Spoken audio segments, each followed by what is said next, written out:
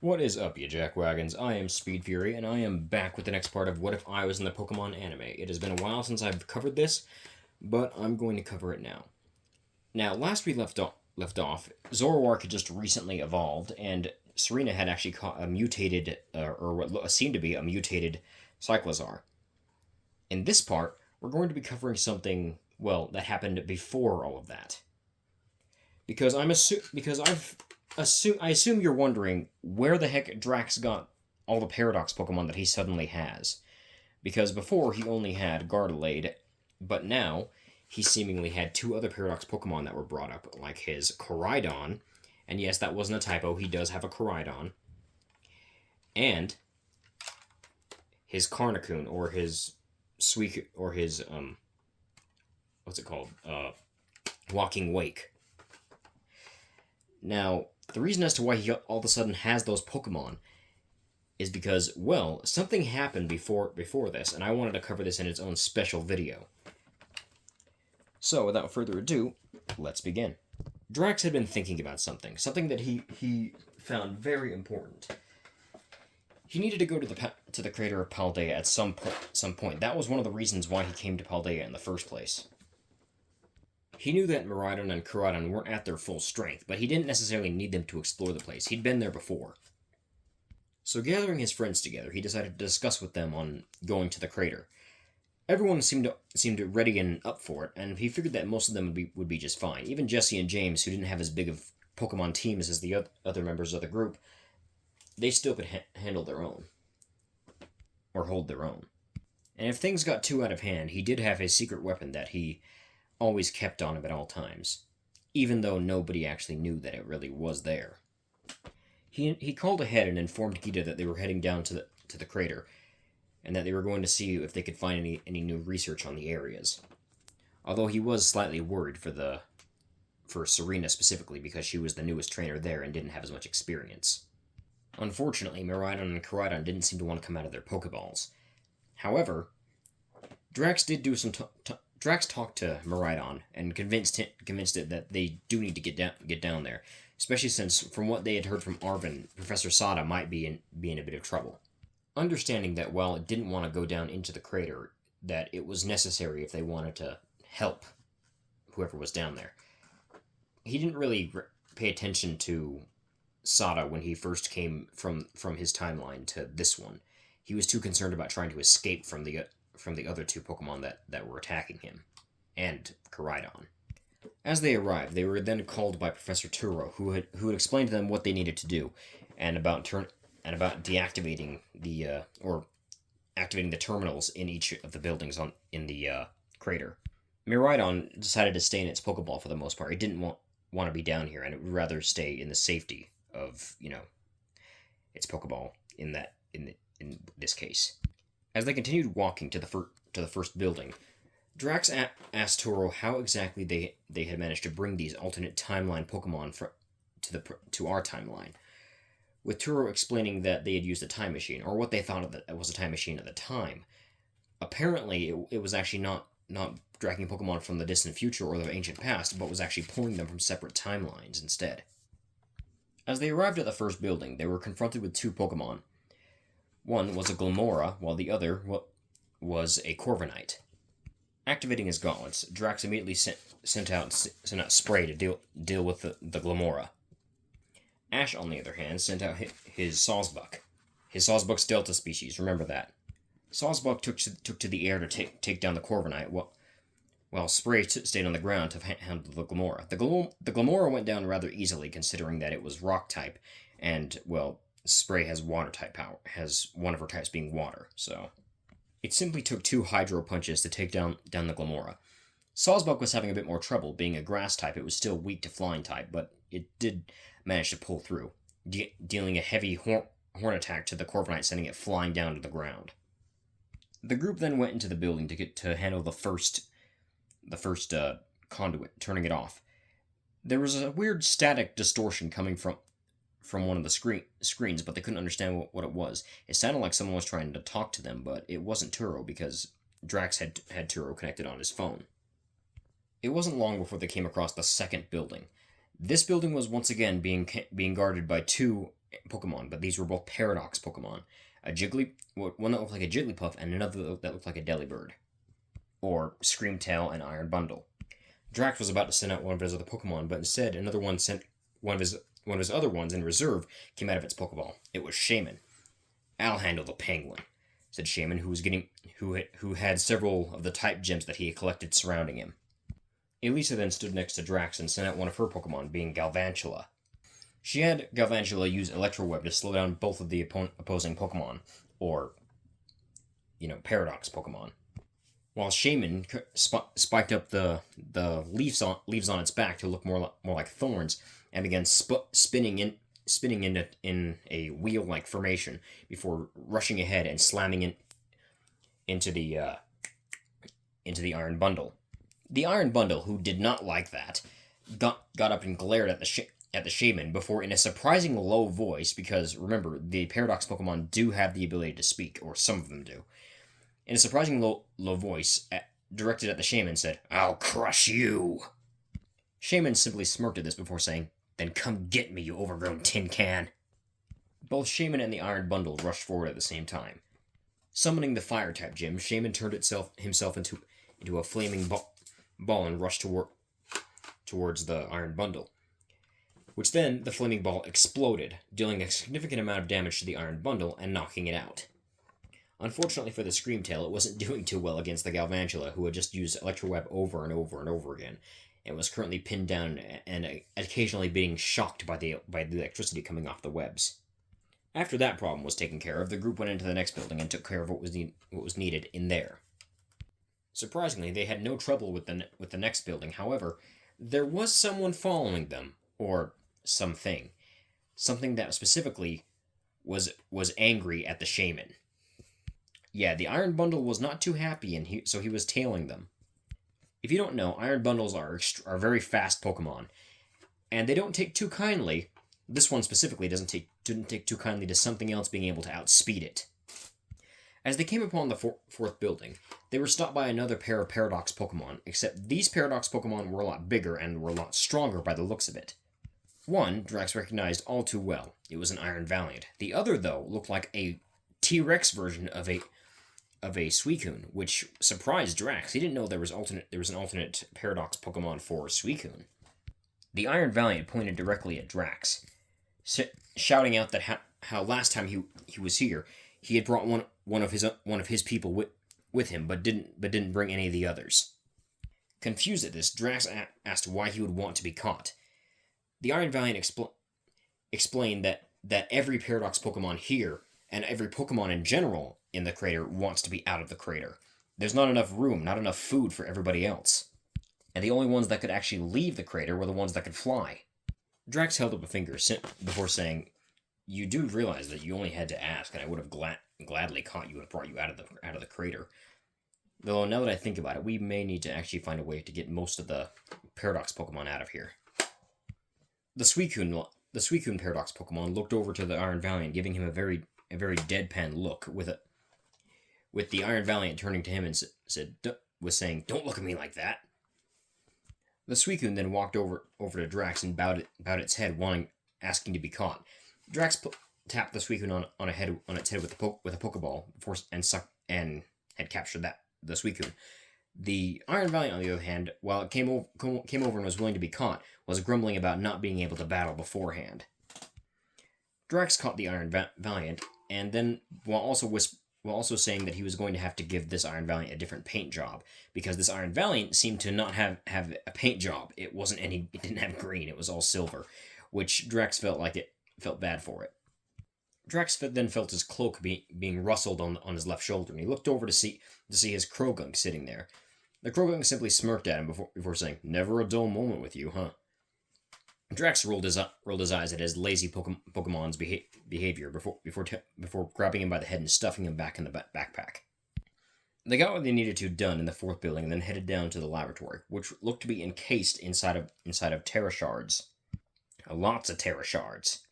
However, they were stopped from entering the room by two loud thumps behind them. The group turned to see a Koraidon and a Miraidon, but they were both in their battle form, and they were both glaring down at Drax. They could sense the Miraidon with Drax and the Koraidon, but they didn't know that it was coming from Ash. They thought both of them were with him.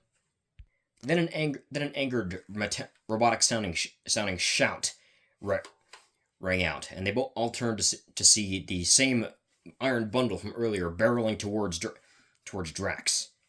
"Give me the shaman! I will have my revenge!" shouted the iron bundle. The iron bundle was in really no position to actually fight. It still looked beat up as heck. So right before it got to Drax, he just pulled out a Pokeball and hit it and bopped it on the head right as it got within close proximity, capturing it in the process. He turned back to the Koraidon and Miraidon, who also had very confused looks on their faces, as though they weren't expecting that. There was silence for a minute, as though they were just trying to contemplate what just happened before Drax spoke up. "So, I don't suppose you're going to let us go in without a fight." The two Paradox Pokemon glared down at Drax and said, "Yeah, I figured." Both Pokemon got into a battle stance, and knowing how strong both of these Pokemon were already, Drax decided that it was time for him to use his secret weapon. Reaching for a button on the bottom of his backpack, he pressed it. The straps disconnected from the backpack, and so did the capsules that were on the pack as well, that were holding his Pokeballs. The backpack fell to the ground and then began to shift and change.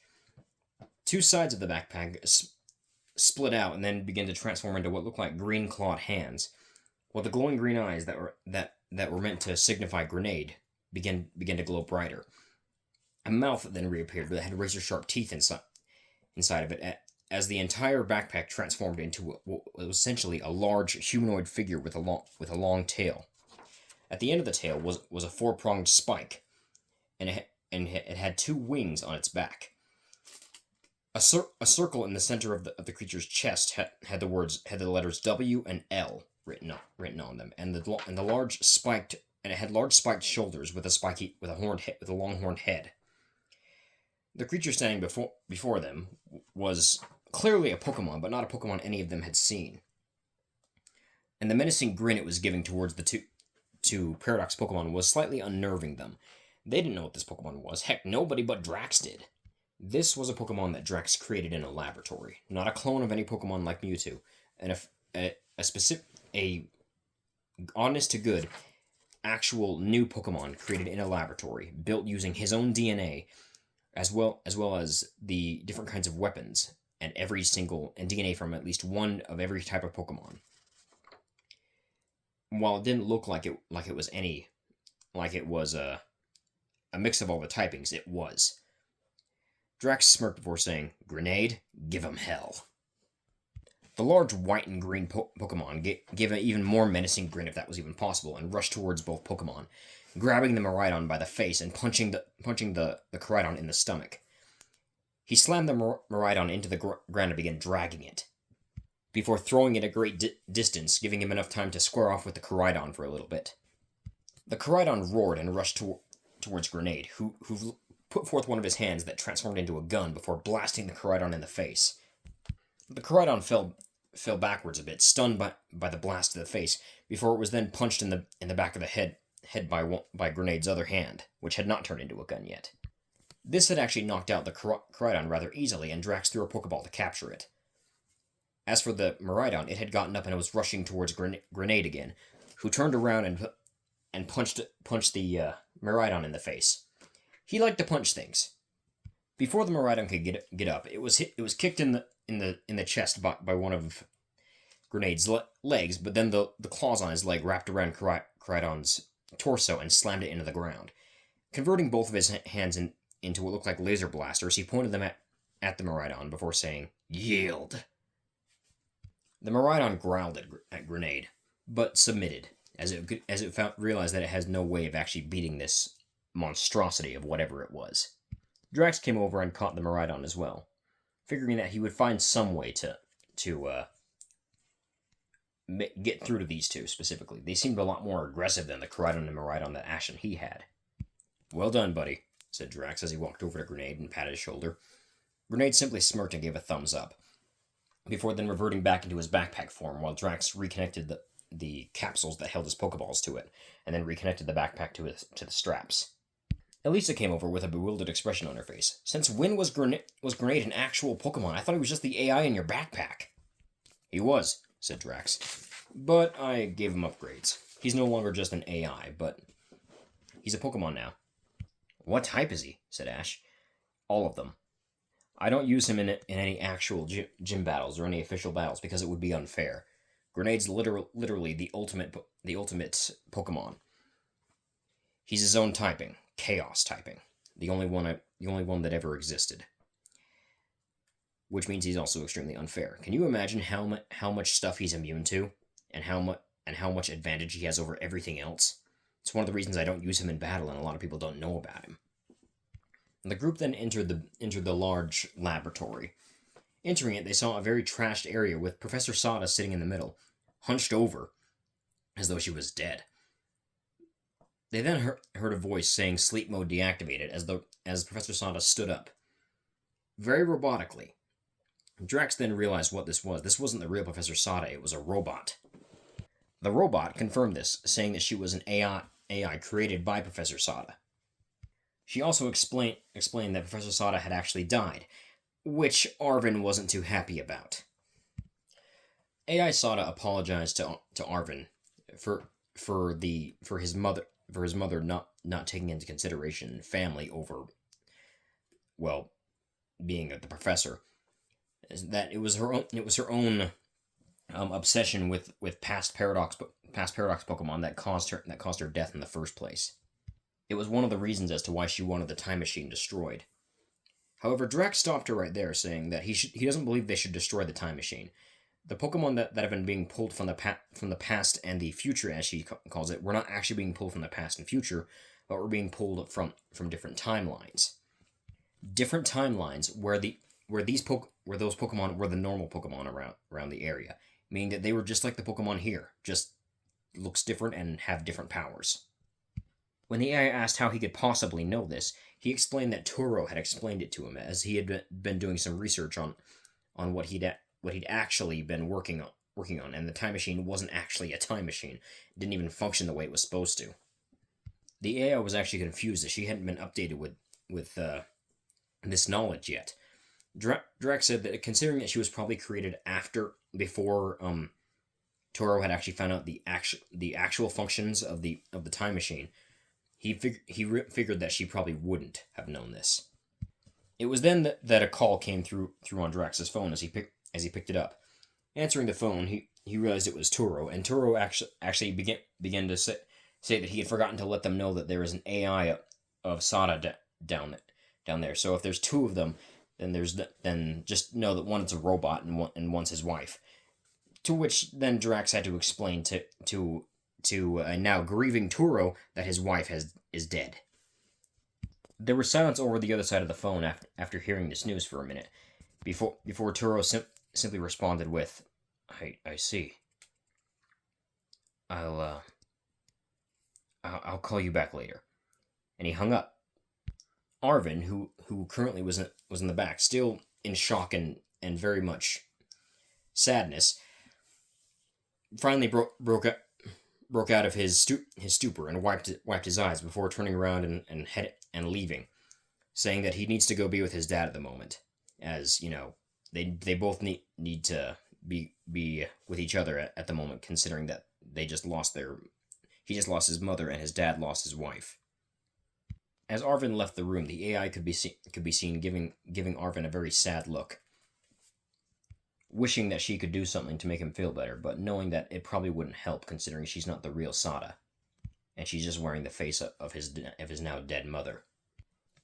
Drax then began to explain to the AI that they needed to find a way to help the Paradox Pokemon get out of the crater, as there's not enough food or room in the crater for all these Pokemon that can't fly to live. The AI said it would take far too long for them to construct something like that, and by then it wouldn't have really accomplished much. Drax knew that the AI was right, but he also didn't want to give up that easily. He began to stew and think about it for a minute before he realized that there might be a way for them to help the Paradox Pokemon. Reaching into his back pocket, he pulled out the black badge that was given to him by Speed Fury, and tapped the lightning bolt symbol on the front of it twice. A few seconds seconds later, a large blue figure, which was recognizable as Speed Fury, walked through the portal. He looked down at Drax and said, "You called?" "How fast can you guys make a teleporter that goes from inside the crater to outside the crater?" said Drax. "Aren't there teleporters inside the buildings of the crater?" said Speed. "Yes, there are," said Drax, and then he paused for a minute. "I'm not sure how you know that, but yes, there are, but those teleporters are not meant for Pokemon bigger than those teleporters." Speed Fury nodded at this before poking his head through the portal. They weren't actually able to hear what he said because the portal actually cut off sound between the two dimensions. But after he pulled his head back through, a few seconds later, a few other Gladiator Masters came through. These Gladiator Masters were all Technomancer Gladiator Masters, one of which was Technoblast. "Hey, Drax," said Techno. "Techno," said Drax. "So, I hear you need help making a teleporter?" He said. "Uh-huh," said Drax. "All right. How's that watch of yours treating you?" he said, referring to the Pokeshifter. "I actually haven't had the chance to use it yet," said Drax. That's okay, I guess. Use it soon, though, because, come on, I'm excited to see how it works," said Techno. Techno walked outside and placed his hands on the ground as two pillars of stone lifted out of the ground. This surprised Drax, but then he remembered that Techno has the ability to turn literally everything into technology. The portal, the two pillars of stone then started surging with what looked like red electricity between the two, before a vortex-looking portal opened between the two pillars. There's the first portal. Now we need to make one that gets these guys out of here," he said. Speed opened another portal that led directly outside, and Techno walked through. He then did the same thing on the other hand, and on the outside of the crater, creating a portal for the Pokemon to leave. "Why can't you just make two of those energy portals?" said Drax to Speed. "Because those portals only stay as long as I'm in the same dimension," said Speed. "I can't make them stay permanently. Besides, I trust Techno to handle this more than I trust myself, considering that his powers can literally bend nature sometimes, and I'd rather not have people get a hold of our power. Besides, since the humans in your world clearly haven't figured out how to make portals out of just the what's it called, the elements of nature as is, like this," he said, gesturing to the portal that Techno made, "then I doubt they're going to come up with it anytime soon. Besides, how are they going to extract rock? Specifically, rock that pulls itself back together," said Speed, gesturing to the portal again. Techno grabbed a piece of the one of the pillars and yanked it off, making several cracks appear in the pillar. Before the pillar then dragged the rock back to the pillar and fixed all the cracks so that there was nothing there. "And putting one of those in a container ain't gonna stop it either," said Techno. "Nobody messes with my technology and gets away with it." Drax gave a thumbs up to Techno, and Techno and Speed went back through the portal along with the other Gladiator Masters that were there. It wasn't long before several of the Paradox Pokemon noticed the portal, and Drax explained to them that they can leave the crater anytime they wish now, or come back if they choose to. The Pokemon were very happy at this, and Drax simply walked through the portal to the other side, which led directly to where their next stop was going to be, or close enough, Drax guessed. After all, their next stop was the Water-type gym, and he did need to train Zorua for the upcoming gym battle. And that is where we'll end this part of the story. If you enjoyed, like and subscribe. I will see you for the next one. And yes, I know this one was kind of short, but it was supposed to be short. It was just a quick recap to know what happened so Drax has these other Pokemon that he didn't have before. Anyway, next time will be part 12 of the story when I get around to it. See ya.